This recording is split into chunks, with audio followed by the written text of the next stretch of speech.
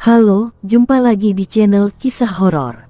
Channel yang membahas cerita-cerita horor, mistis, dan menyeramkan. Di sini kalian akan merasakan pengalaman horor dan menegangkan di setiap kisahnya. Terima kasih udah klik video ini. Sebelum mulai, Mimin mau tanya, dari daerah mana aja kalian nonton video ini? Jangan lupa subscribe ke channel ini untuk capai 10.000 subscribe. Karena satu subscribe dari kalian sangat berarti bagi channel ini. Like dan komen sebanyak-banyaknya. Di video kali ini, Mimin akan bawakan kisah horor pesugihan yang berjudul Pesugihan Warung Sate, di mana kisah ini menceritakan tentang kehidupan seorang penjual sate dengan pendapatan pas-pasan. Dahulu warung satenya selalu ramai pembeli, tetapi seiring berjalannya waktu, warung sate yang tadinya ramai tiba-tiba sepi pembeli. Sehingga dia harus putar otak untuk mencukupi kebutuhan keluarganya. Dia pun terpaksa mengambil jalan pintas pesugihan ini. Bagaimana kisahnya? Oke, tanpa berlama-lama kita masuk ke ceritanya.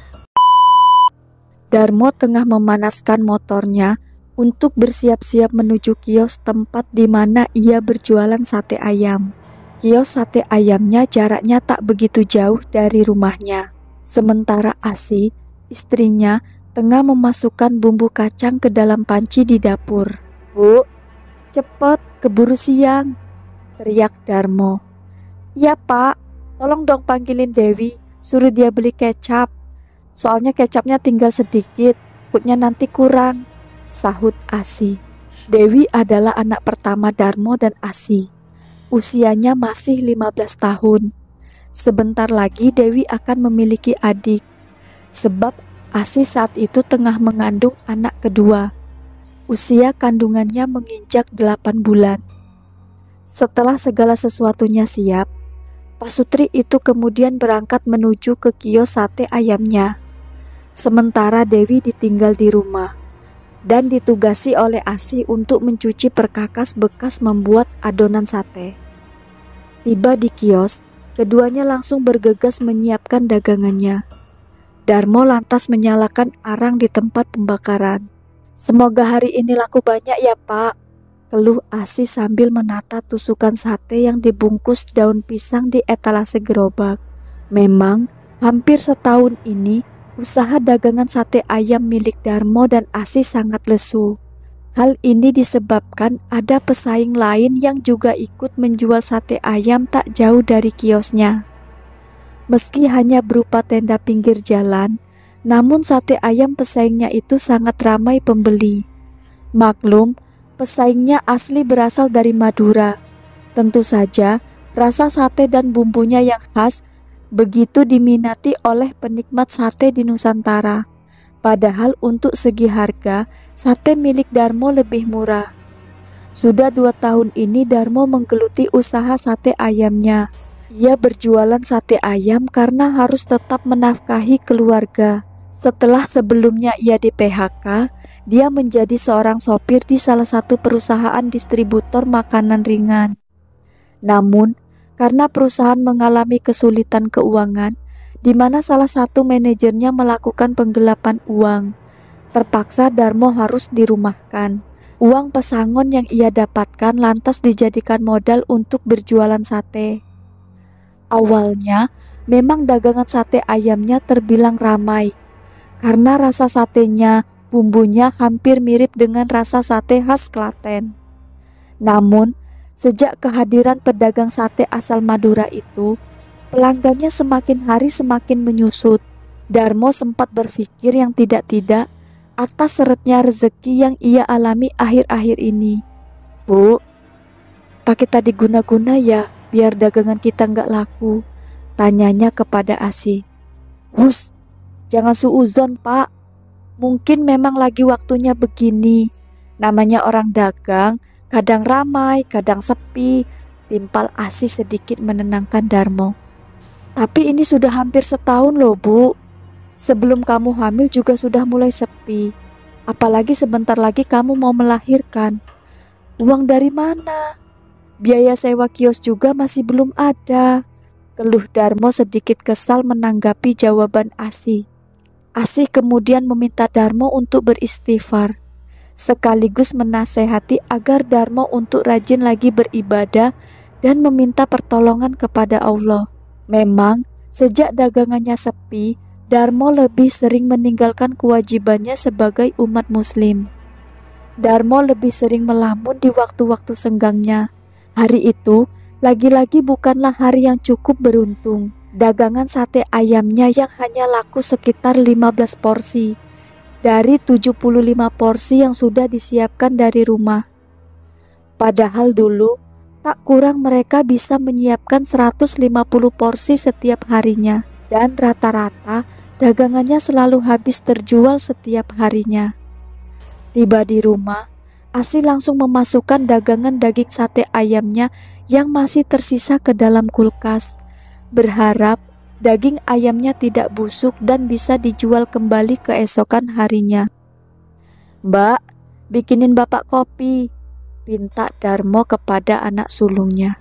Asih kemudian menghampiri Darmo yang tengah menyulut api untuk membakar rokok kreteknya di ruang tengah sambil membuka kerudungnya. Ia lalu mengelus-elus paha Darmo. "Sabar ya Pak, ini ujian dari Allah. Mungkin kita kurang bersedekah," ucap Asih. "Kurang bersedekah gimana? Apa yang mau disedekahkan? Sementara kita saja hidup kekurangan begini. Lihat tuh Dewi, setiap hari tidak pernah aku bekali uang jajan untuk sekolah. Bapak macam apa aku ini?" Jawaban Darmo bernada tinggi. Darmo tak jadi menyeruput kopi yang sudah dibuatkan Dewi dan sudah tersedia di meja tamu. Ia lantas masuk ke kamar, mengganti baju yang berbau sangit dan kemudian keluar rumah dengan sepeda motornya. Asih hanya memandang wajah muram Darmo dan tak berani menyapa untuk menanyakan suaminya akan pergi kemana. Malam itu ternyata Darmo menemui teman SMA-nya yang bernama Slamet. Ia menceritakan permasalahan hidupnya. Slamet pun memberikan solusi agar Darmo ke Cilacap menemui salah satu orang pintar untuk meminta pertolongan.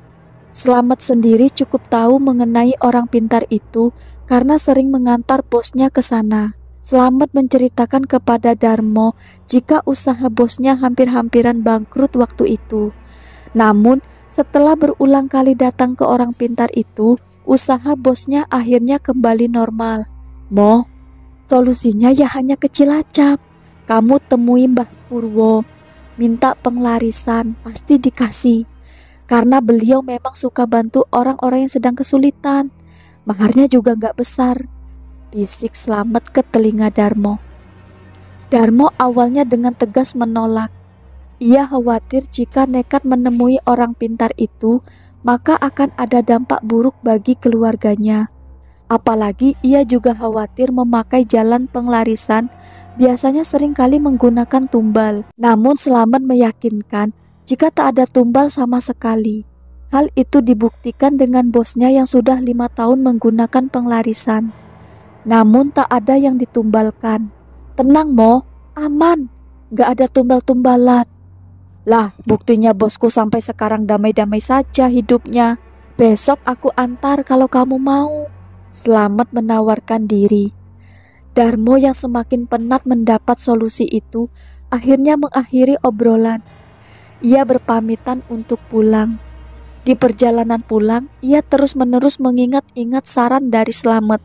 Pada sampainya, ia meyakini jika sudah tidak ada jalan keluar lainnya ketimbang harus berhutang ke bank. Sebab sudah tidak ada lagi barang berharga di rumah, kecuali kulkas dan TV yang menjadi satu-satunya media hiburan bagi anak dan istrinya. Setibanya di rumah, Darmo langsung memanggil istrinya. Darmo kemudian mengutarakan keinginannya untuk pergi ke Cilacap. Ia meminta izin kepada Asih di larut malam itu. "Bapak besok izin mau ke Cilacap ya Bu? Mau ikhtiar agar usaha kita bisa normal lagi." "Kok mendadak Pak? Memang ikhtiar apa?" tanya Asih penasaran. "Minta penglarisan Bu, tapi aman kok, gak ada tumbal-tumbalan," jawab Darmo. "Istighfar Pak, itu syirik Pak, haram Pak." Ibu nggak setuju. Ingat ini Pak, cap Asih sambil menunjuk ke arah perutnya yang sedang membuncit. Kamu mau hidup enak enggak? Atau suka dengan hidup seperti ini? Melarat terus-menerus. Nada Darmo meninggi. Dewi yang mendengar suara bapaknya itu lantas terbangun dari tidurnya.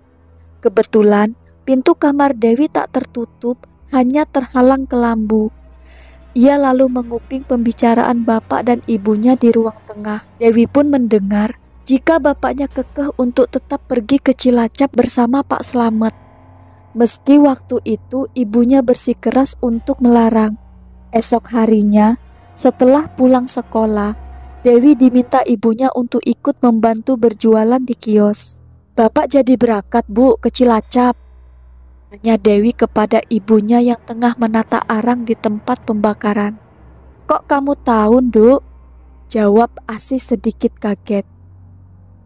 Semalam Dewi dengar pembicaraan ibu sama bapak. Memangnya bapak mau apa, Bu? Bapak mau ikhtiar biar usaha kita lancar lagi. Mudah-mudahan bapakmu dilindungi Allah ya, Nduk. Bibir Asih sedikit bergetar menjawab pertanyaan anaknya karena menahan tangis. Nampak masih tak ikhlas akan pilihan suaminya melakukan hal itu.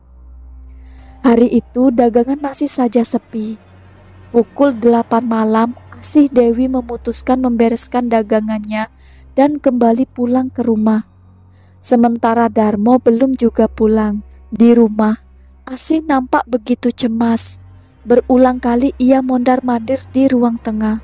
Terdengar suara pecahan kaca di dapur. Apa itu, Nduk? Tanya Asih kepada anak gadisnya. Gelas, Bu. Maaf, gak sengaja kesenggol, jawab Dewi. Dengan adanya kejadian itu, Asih semakin was-was.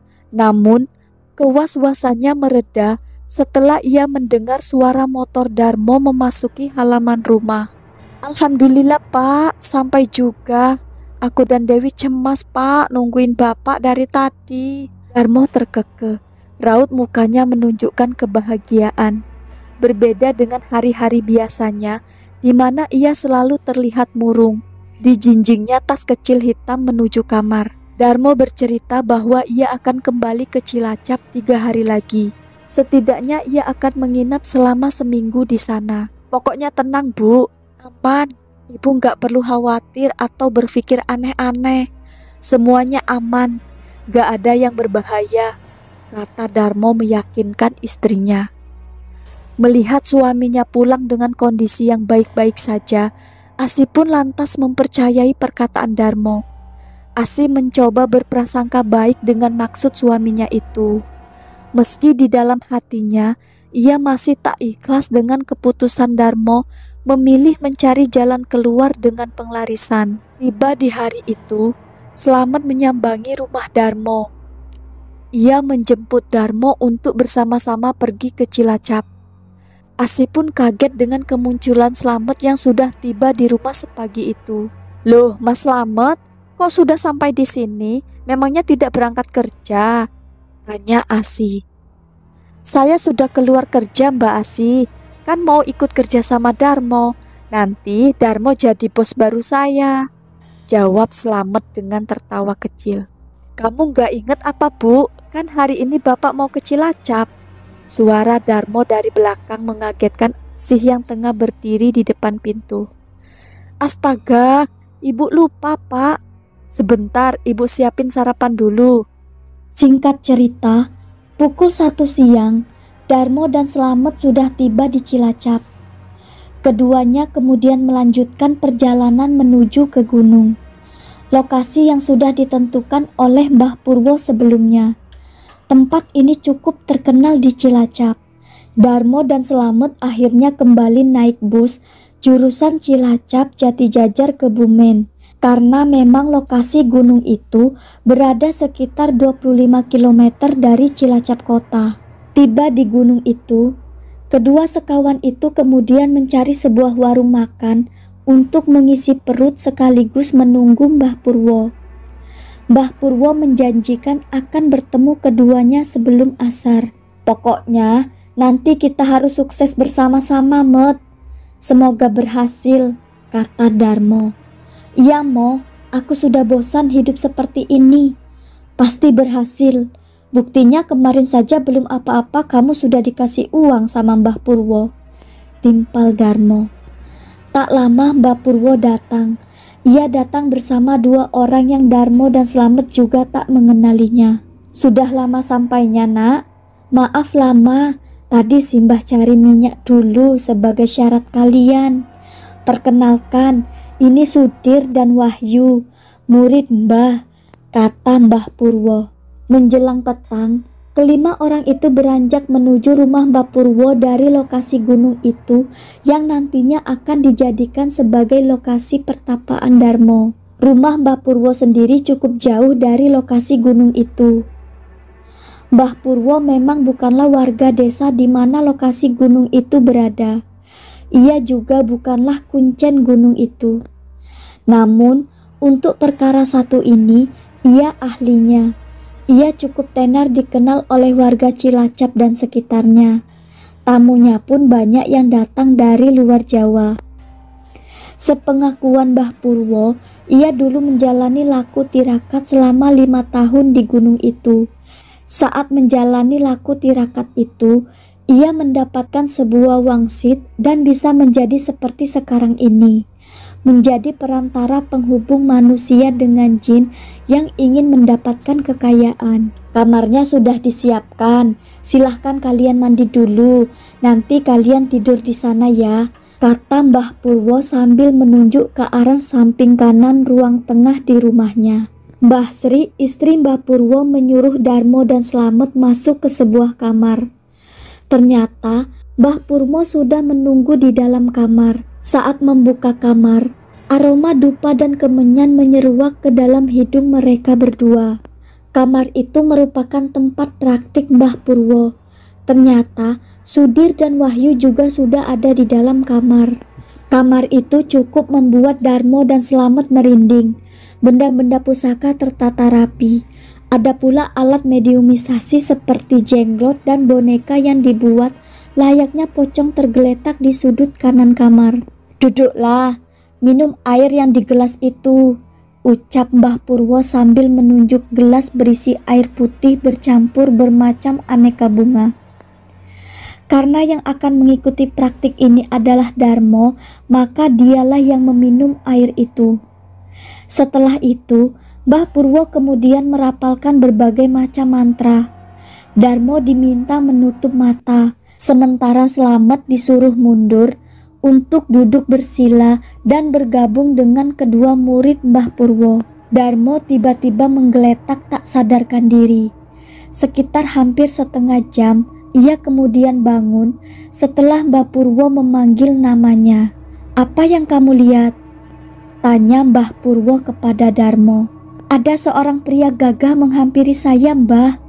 Sosoknya gagah memakai baju-baju seperti orang kerajaan. Dia meminta untuk saya bertapa ke salah satu petilasan di gunung itu, kata Darmo. Mbah Purwo menyudahi ritual itu dan meminta Darmo untuk beristirahat. Masalahnya, keesokan harinya ia akan ke Sendang, tempat pemandian, di salah satu goa di kawasan pantai Sodong Cilacap. Sekitar pukul 4 subuh, Mbah Purwo membangunkan Darmo dan Slamet. Ia meminta Darmo dan Slamet untuk bersiap-siap menuju goa. Di depan rumah, mobil sewaan sudah terparkir. Wahyu dan Sudir sudah menunggu. Mereka berlima akhirnya menuju ke sana sebelum fajar menyambut. Di lokasi goa, sang juru kunci sudah menunggu. Mbah Purwo menghampiri dan berbincang sebentar. Entah apa yang mereka perbincangkan. Setelah itu Mbah Purwo mengajak Darmo masuk ke dalam goa. Sementara Slamet menunggu di mulut goa ditemani Sudir dan Wahyu. Cukup lama ritual yang dijalani Darmo di dalam goa. Setidaknya hampir 2 jam lamanya. Sambil menunggu, Slamet iseng bertanya kepada juru kunci goa tersebut. Dari penuturan juru kunci goa, memang goa itu sering dijadikan salah satu syarat ritual seorang untuk mencari pesugihan. Di dalam goa terdapat beberapa petilasan yang juga dianggap keramat. Pesugihan? Bukan untuk syarat penglaris, Mbah, kata Slamet sedikit terkaget mendengar penjelasan sang juru kunci. Celaka, yang namanya pesugihan pasti meminta tumbal, ucapnya dalam hati. Selesai ritual, mereka kemudian kembali ke rumah Mbah Purwo. Sepanjang perjalanan, Slamet terus saja mematung tanpa mengeluarkan sepatah kata pun di dalam mobil. Ia menyesal menyarankan temannya untuk menemui Mbah Purwo. Tiba di rumah Mbah Purwo, Mbah Sri istrinya sudah memasak sejumlah masakan. Salah satunya terdapat menu ayam bakakak yang ditempatkan di sebuah tampah beranyaman bambu. Dan juga terdapat aneka ragam jajanan pasar. Makanan-makanan itu akhirnya dimasukkan ke kamar praktik Mbah Purwo. Sementara itu, Darmo dan Slamet diminta menunggu di ruang tengah. Cukup lama keduanya menunggu sebelum Mbah Purwo meminta mereka masuk ke dalam kamar. Makan dulu ini, ayam bakakaknya dihabiskan, jangan sampai tersisa.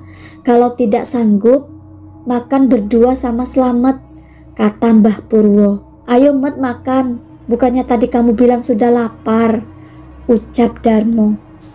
Mengetahui jika ritual yang dilakukan adalah ritual pesugihan, Slamet pun tiba-tiba saja merasa kenyang. Namun Mbah Purwo meminta Slamet untuk tetap ikut makan, membantu menghabiskan ayam bakakak. Mau tidak mau Slamet pun akhirnya ikut mencicipi. Sudah makan saja, kamu hanya membantu, tidak akan apa-apa, kata Mbah Purwo seperti sudah mengetahui apa yang dipikirkan oleh Slamet. Saat mencoba makan ayam itu, Darmo dan Slamet saling pandang. Ayam bakakak yang diharapkan akan terasa nikmat dimakan setelah tidak sarapan tadi, nyatanya tidak demikian. Ayam bakakak itu terasa anyep, berbau amis, dan rasa bumbunya tidak ada sama sekali, seperti masih mentah. Mbah Purwo hanya berdiam diri memandang Darmo dan Slamet makan. Sesekali ia terus meminta agar Darmo dan Slamet menghabiskan ayam bakakak itu. Darmo dan Slamet terus melanjutkan makan meski menahan rasa mual ingin muntah. Kemudian Mbah Purwo mendekati keduanya. Diusaplah mata keduanya dengan menggunakan ibu jari.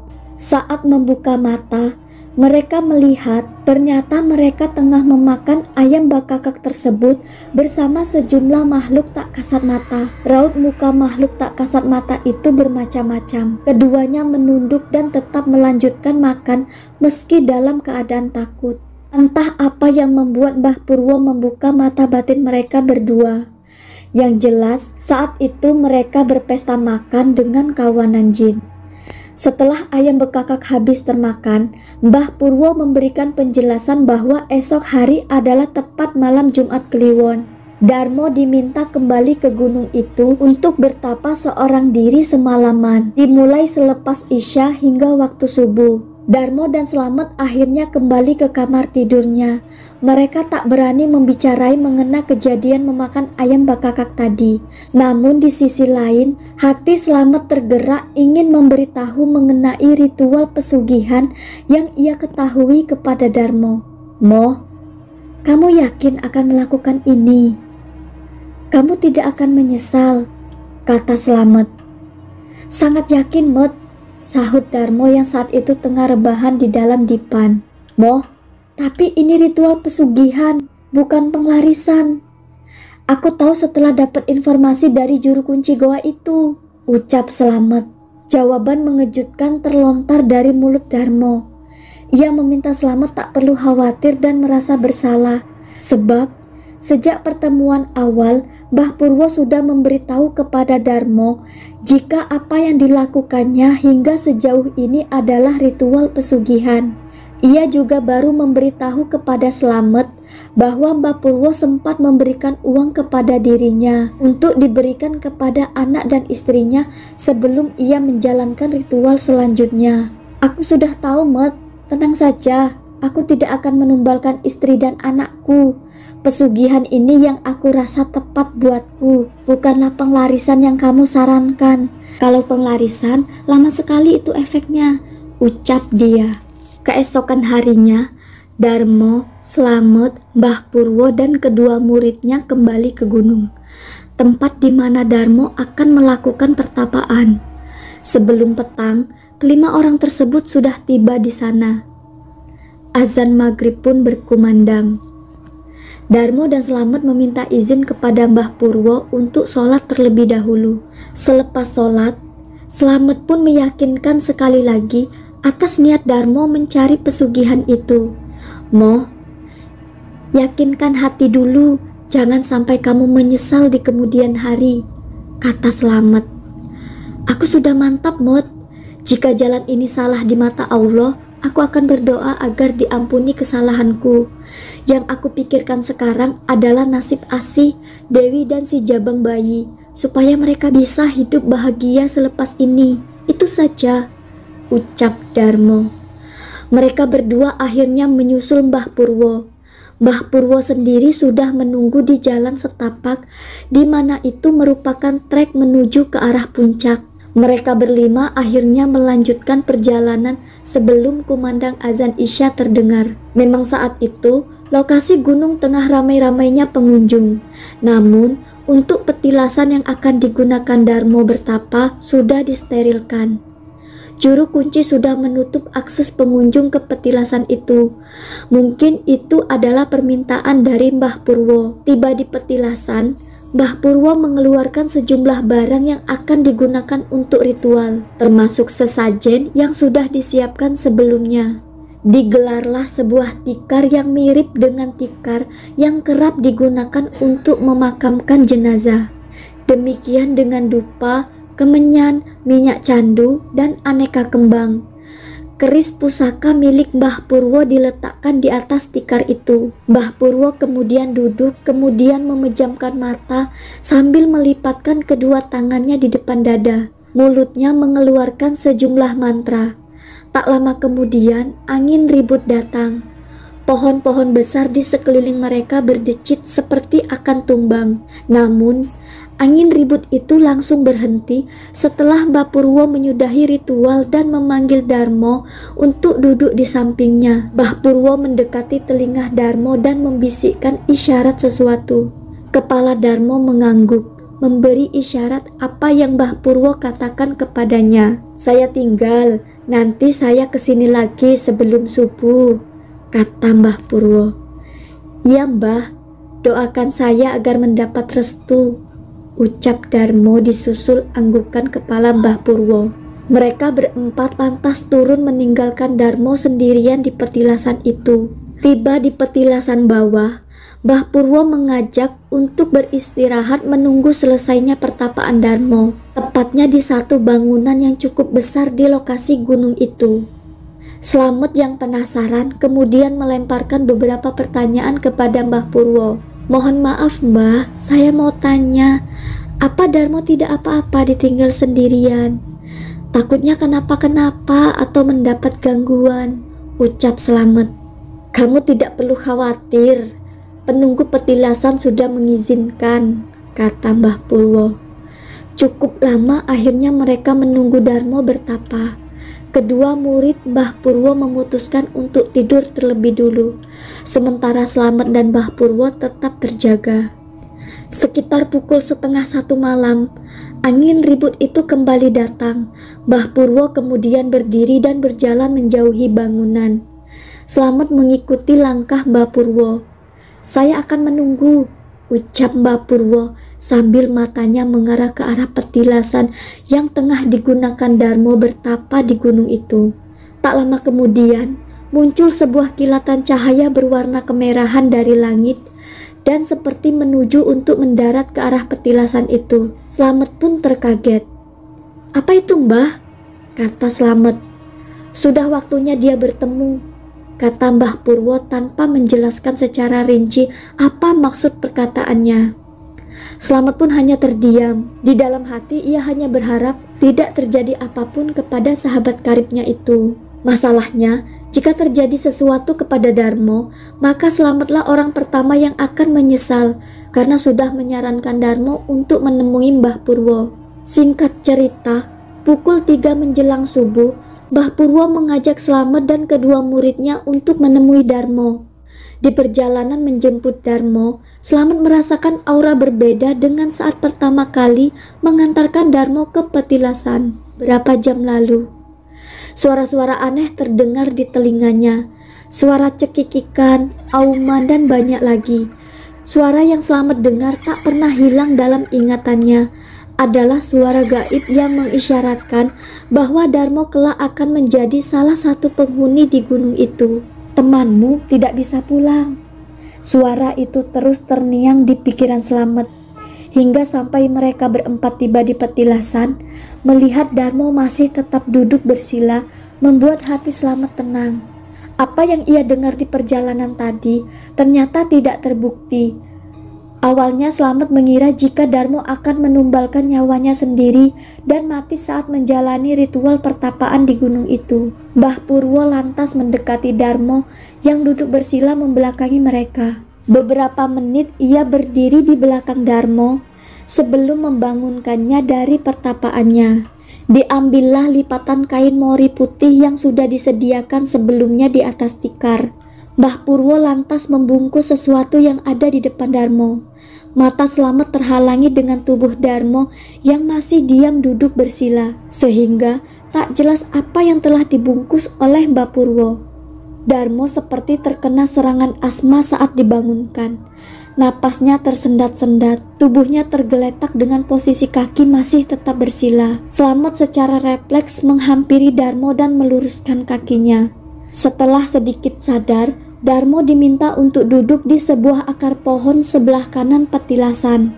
Sementara Mbah Purwo dan kedua muridnya membereskan peralatan yang digunakan Darmo untuk bertapa. Setelah semua selesai, Mbah Purwo langsung mengajak untuk turun karena kondisi Darmo yang masih belum stabil. Di perjalanan pulang, tepat di dalam mobil, Darmo tiba-tiba hilang kesadaran. Tubuhnya lemas terkulai. Karena saking paniknya, akhirnya Darmo dilarikan ke salah satu rumah sakit terdekat. Tiba di UGD, ia langsung diperiksa oleh dokter jaga. Dokter mengatakan jika kondisi Darmo baik-baik saja, ia hanya dehidrasi dan terlalu kelelahan. Beberapa jam kemudian, setelah diberi makan dan infus, dokter sudah memperbolehkan Darmo pulang tanpa harus dirawat inap. Sementara Slamet kebingungan karena tidak memiliki uang untuk membayar rumah sakit. Akhirnya Slamet menemui Mbah Purwo yang menunggu di salah satu kantin rumah sakit untuk mencoba meminjam uang. "Mbah, saya tuh tidak memegang uang sama sekali. Darmo juga kayaknya tidak pegang uang." "Mbah, ada uang tidak? Saya pinjam dulu untuk bayar rumah sakit, nanti diganti," kata Slamet. Mbah Purwo tiba-tiba tertawa ngakak. Ia menyodorkan tas milik Darmo. Slamet diminta untuk membawa tas itu kepada Darmo. "Nanti suruh Darmo buka tas itu," pinta Mbah Purwo.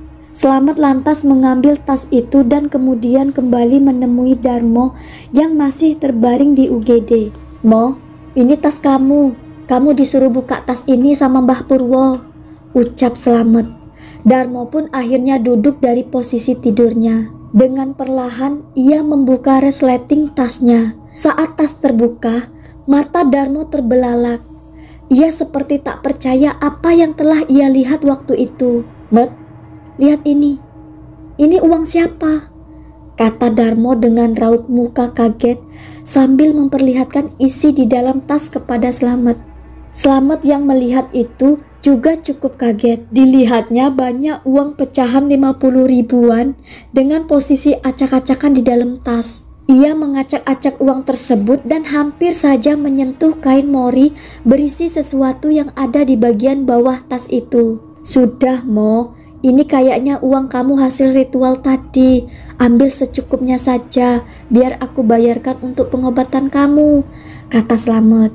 Kelima orang itu akhirnya pulang ke rumah Mbah Purwo. Sesampainya di rumah, Mbah Sri pun akhirnya menyiapkan makanan beserta lauk pauknya. Mereka dipersilakan untuk mengambil makanan di meja makan. "Apa? Ayam bakakak lagi?" kata Slamet dalam hati. Ia takut rasa ayam bakakak seperti yang sebelumnya dan harus memakan bersama kawanan jin. "Tenang, Kalau sekarang beda, rasanya pasti enak, kata Mbah Sri seperti menjawab pertanyaan Slamet dalam hati. Singkat cerita, ritual demi ritual sudah ia lakukan. Mbah Sri tiba-tiba meminta Darmo untuk mandi. Ternyata Darmo diminta untuk mandi kembang. Hal itu dilakukan untuk menghilangkan pengaruh gaib ratusan makhluk penunggu gunung itu saat dia melakukan pertapaan tadi. Malam itu, Darmo diminta kembali masuk kamar praktiknya Mbah Purwo. Tak lama, terdengar suara seseorang menggema dari dalam kamar itu. Slamet nampak kaget, pasalnya suara yang ia dengar bukanlah suara Mbah Purwo maupun Darmo. Slamet beranjak dari kursi dan mencoba untuk mendekati pintu kamar. Wahyu dan Sudir menegurnya agar tidak menguping pembicaraan dari dalam kamar. Namun, sebelum menjauh dari pintu, suara dalam kamar itu memanggil Slamet. "Masuklah." Suara itu menyuruh Slamet masuk ke dalam kamar. Slamet sontak nampak ketakutan. Bukannya menanggapi suara itu, namun dia justru semakin menjauh dari daun pintu kamar dan kemudian kembali duduk ke kursi di ruang tengah. Mbah Purwo akhirnya membuka pintu kamar. Ia meminta Slamet untuk masuk ke dalam kamar. Dengan langkah gontai karena merasa ketakutan, Slamet akhirnya terpaksa menuruti permintaan Mbah Purwo. Baru kaki kanan dan setengah badannya masuk ke dalam kamar, Slamet tiba-tiba tersentak. Dilihatlah sosok makhluk cukup besar dengan rambut panjang acak-acakan, mata berwarna merah, bertaring dan memiliki kuku hitam yang panjang. Makhluk itu hanya mengenakan balutan kain lusuh untuk menutupi daerah kemaluannya. Makhluk itu berdiri tepat di depan Darmo. Slamet yang ketakutan akhirnya menutup mata dan menunduk. Tangannya kemudian dipegang Mbah Purwo untuk dituntun lebih dalam masuk ke kamar. Terjadilah perbincangan dan perjanjian antara Darmo dan makhluk itu. Slamet hanya bisa mendengarkan. "Kamu sudah membangunkan aku dari persemedianku. Aku minta kamu harus bisa menyempurnakan tubuhku," pinta makhluk itu kepada Darmo. "Sembah Ki, saya minta maaf. Saya akan melaksanakan permintaan kamu," ucap Darmo. "Sediakan sesajen dan darah manusia setiap hari Sabtu Kliwon kalau kamu sanggup. Apa yang kamu inginkan akan saya turuti." Makhluk itu tertawa menyeramkan. Tak lama makhluk itu meninggalkan kamar. Mbah Purwo memberikan penjelasan kepada Darmo untuk menyiapkan satu kamar khusus di rumahnya untuk dijadikan sebagai ruangan pemberian sesajen. Kamar itu juga tak boleh dimasuki oleh siapapun, baik istri maupun anak Darmo. Ia juga diminta membuat sebuah kotak penyimpanan dari kayu gaharu asli. Tak lupa Mbah Purwo juga meminta agar Darmo membeli minyak mani gajah untuk keperluan sesajen agar dagangannya kembali ramai. "Tapi rumah saya kecil, Mbah. Di rumah saya tidak ada kamar lagi yang kosong," kata Darmo. "Pindahlah rumah. Jika tidak, kamu mengontrak dulu yang lebih besar dari sebelumnya." Hari itu selesailah ritual pesugihan yang dilakukan Darmo. Mereka akhirnya kemudian keluar dari dalam kamar. Darmo pamitan kepada Mbah Purwo untuk masuk ke dalam kamar. Di dalam kamar, Slamet menanyakan kepada Darmo mengenai sosok makhluk yang ia lihat di dalam kamar praktik Mbah Purwo. "Siapa itu tadi, Mo? Dia yang akan membantuku, Met. Dia jenglot." "Astaga, Mo, kamu gila, Mo. Dia saja minta darah manusia, berarti ada tumbal, Mo." "Tenang saja, Met. Kebetulan aku punya teman di PMI. Nanti setiap Sabtu Kliwon aku akan minta sekantong darah dari dia." "Yakin tidak ada tumbal-tumbalan? Jangan sampai kau tumbalkan Asih atau Dewi. Itu saja permintaanku." Keesokan harinya, Darmo dan Slamet akhirnya berpamitan untuk kembali ke rumah. Mbah Purwo berpesan, jika Darmo sukses, jangan lupa untuk kembali ke Cilacap dan menyisihkan hartanya kepada warga kurang mampu di sekitar gunung tempat pertapaan Darmo. Singkat cerita, tibalah Darmo di rumah. Slamet langsung berpamitan untuk pulang ke rumah menemui istrinya. Dewi sendiri saat itu tengah jatuh sakit, sehingga Asih bilang kepada Darmo jika hari itu tak berjualan sate karena tak ada yang membantunya di kios. Darmo pun tak mempermasalahkannya. Dewi kemudian keluar dari kamar lalu menghampiri ayahnya yang sedang duduk mengobrol bersama ibunya di ruang tengah. "Besok kita cari rumah, Bu. Kita pindah dari sini." "Ya, Nduk." "Hah? Uang dari mana, Pak? Uang yang kemarin Bapak berikan ke Ibu mana cukup," kata Asih. "Bukalah, Bu." Darmo menyodorkan tas hitam kepada Asih. Asih kemudian membuka tas itu dan terlihat cukup syok. Matanya berkaca-kaca menahan rasa bahagia bercampur tak percaya bisa melihat uang segitu banyaknya selama hidupnya. "Dari mana ini, Pak? Ya Allah, banyak sekali," kata Asih. Dewi pun akhirnya duduk, merebut tas yang tengah dipegang ibunya untuk ikut melihat isi di dalam tas tersebut. "Sudah, nanti Bapak ceritakan. Sekarang ayo kita antar Dewi ke dokter dan periksa kandunganmu, Bu. Mumpung ada uang," pinta Darmo. Di dalam perjalanan pulang, Slamet terus memikirkan Darmo. Ia masih tak percaya Darmo melakukan hal konyol itu. Tapi nasi sudah menjadi bubur. Darmo sudah menyetujui perjanjiannya dengan setan itu. Yang bisa ia lakukan, ia hanya akan terus mengingatkan Darmo untuk tidak pernah telat menyediakan sesajen di hari Sabtu Kliwon. Ia khawatir jika Darmo lupa, maka akan ada malapetaka yang mengancam keluarga Darmo. Yap, sampai di sini dulu kisah kita hari ini. Kalau suka sama kisah ini, bantu like dan komen, dan jangan lupa subscribe biar kalian gak ketinggalan kisah horor selanjutnya. Next mau bahas kisah horor apa lagi? Tulis di komen. Sampai ketemu lagi di kisah horor berikutnya.